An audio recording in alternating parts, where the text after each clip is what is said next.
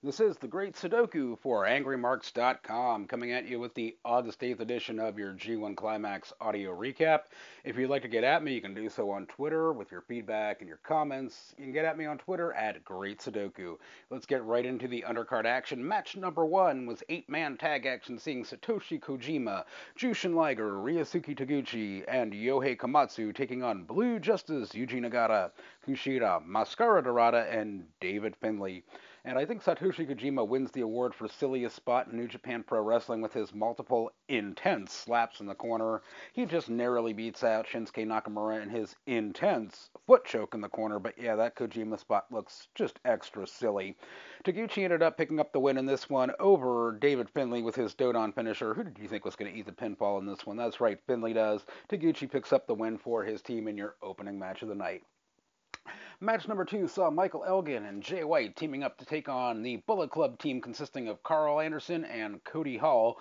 One really interesting spot in this match was where Elgin had Anderson in a submission hold. Cody Hall comes into the ring, tries to break it up. Not only does Elgin not let go, Elgin spits on Cody Hall and says, "You ain't shit," which was just awesome. And then Jay White comes in to take Hall out of the ring, and Anderson eventually gets to the ropes and breaks the hold. But it was cool to see Elgin spit on Cody Hall there. That was pretty cool.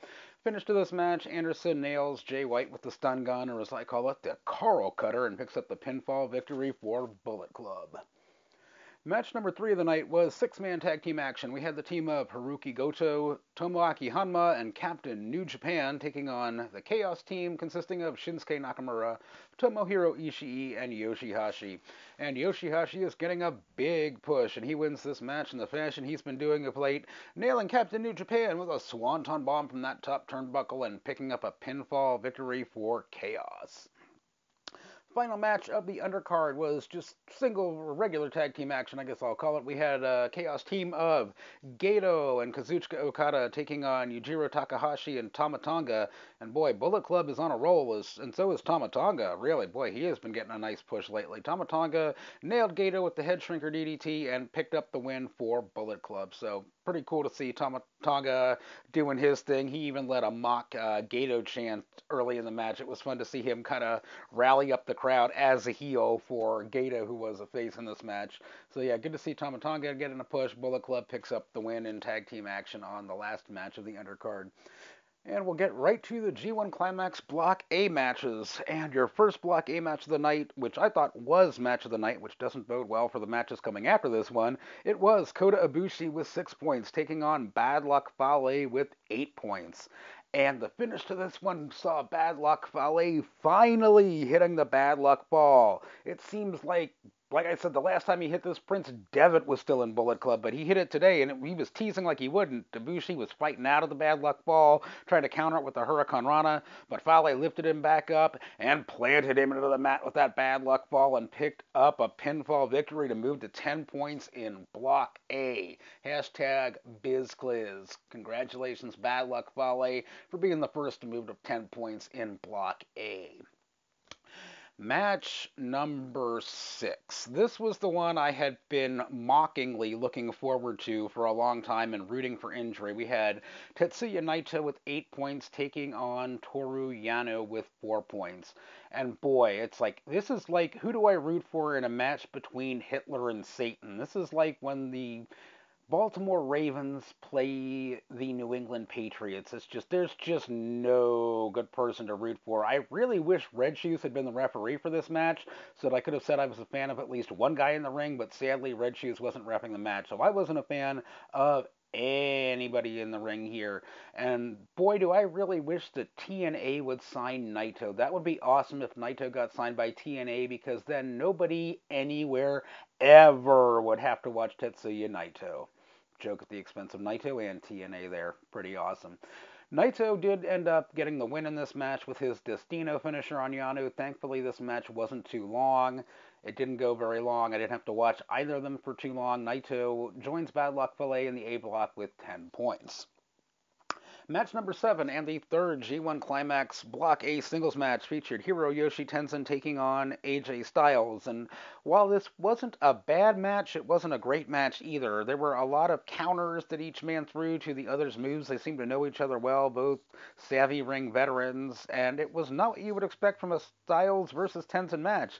Styles ends up getting the win by tapping Tenzan out with a single leg submission, not something you see from AJ Styles all the time. Yeah, it was just not that exciting of a match, and AJ Styles now joins that group of people in the A block that have 10 points. It's going to be a crowded yet elite group there at 10 points. As we move on to match number 8 of the evening, which was the co-main event, Togi Makabe taking on Doc Gallows. Togi Makabe with 6 points, Doc Gallows with 2 points. And this match ends just as you would think it would end. Makabe with a Death Valley driver on Doc Gallows. Makabe heads to the top turnbuckle. King Kong knee drop. 1, 2, 3. Makabe moves up to 8 points in your Block A for the G1 Climax.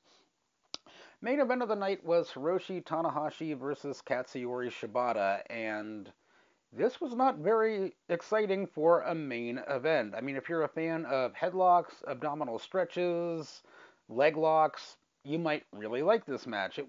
There was some technical prowess put on, but it was not that exciting of a match. One of the highlights I put down was that Shibata locked Tanahashi up in an octopus hold. That's how much I had to struggle to find highlights in this match.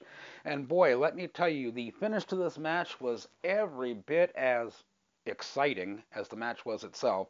Tanahashi ended up winning with a bridging roll up. Shibata tried to lock on a sleeper hold as Tanahashi was bridging. They kind of jostled back and forth for position there before Tanahashi finally did complete a bridge and got a bridging roll up pin in the main event of the G1 Climax for August the 8th. Yes, this is exactly why I like the B block matches better, because the B block always brings it. In any event, Tanahashi moves to 10 points in Block A, and let's go over the standings right now for the G1 Climax A block. We can let you know what's going on there, where everybody stands. We know there is an elite group there with 10 points. So with the G1 Climax 2015 A block at 10 points, we have AJ Styles, Hiroshi Tanahashi, Tetsuya Naito, and Bad Luck Fale. They're all atop Block A with 10 points each. Below them, two men at 8 points. Both Katsuyori Shibata and Togi Makabe have 8 points. Right below them is Kota Ibushi alone at 6 points. Below him is Toru Yano at 4 points. And then rounding at the bottom, there's two guys with 2 points each, being Doc Gallows and Hiroyoshi Tenzan. That will wrap up my August 8th report for the G1 Climax for AngryMarks.com. This is The Great Sudoku with your comments and your feedback. Get at me on Twitter at Great Sudoku.